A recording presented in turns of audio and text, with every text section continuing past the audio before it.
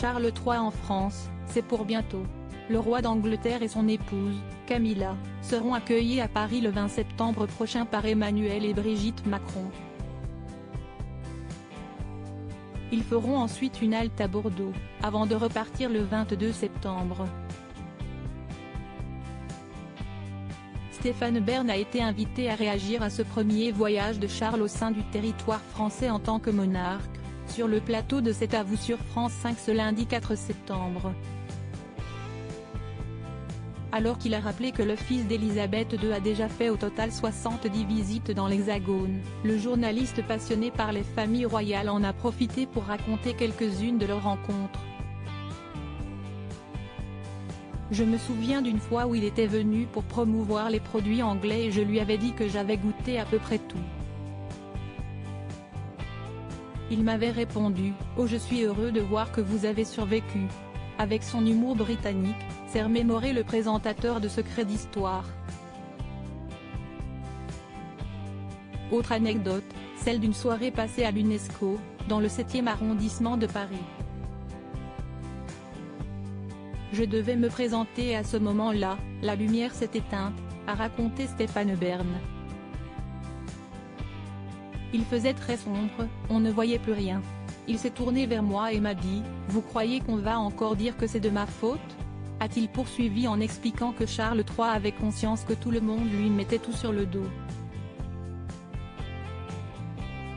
Le compagnon de Yori Bayrès a terminé sur une note plus grave, en rappelant que certains voyages du roi en France ont été marqués par des drames.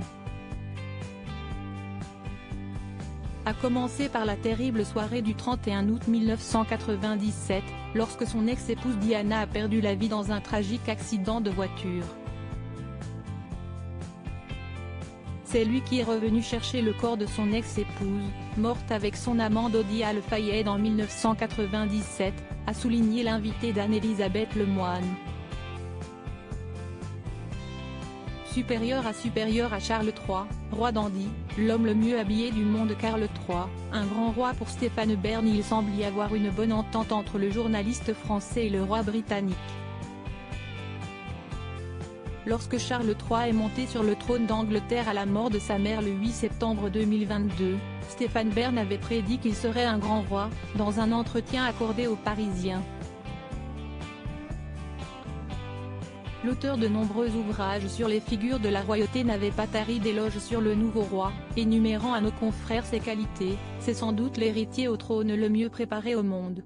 Plus de 50 ans à observer et à apprendre. De sa mère, de ses lectures, de la vie. C'est un intellectuel et un érudit, un sage aux convictions, écologiques, spirituelles, humanistes, très solide. D'après le spécialiste, le père de William et Harry a su se réinventer aux yeux des Britanniques comme un homme bardé de qualité, malgré des passages d'impopularité dans le passé. Crédit photo, capture d'écran France 5.